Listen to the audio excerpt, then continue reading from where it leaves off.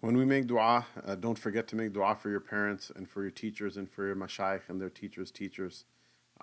Even this recording series, there were those pious and righteous people who taught me for free without asking me who I was or caring where I came from or where I was going, who I neither knew before nor did they know me. And we only knew each other for the sake of Allah. This entire silsila, Allah Ta'ala constructed it out of His mercy and out of His grace for our benefit and for the benefit of the creation. So don't forget to make dua for people.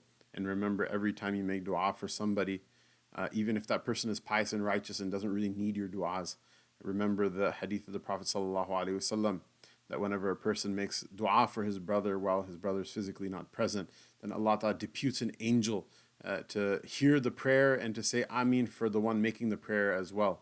And so the more righteous the people you make dua for are, the more likely that the Ameen in your behalf is to be accepted as well. So don't forget to make prayer, make dua for the mashayikh and for those people who made all of this possible.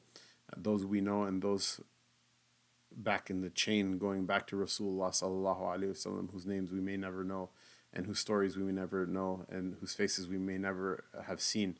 But if it wasn't for their sacrifice, we wouldn't be here.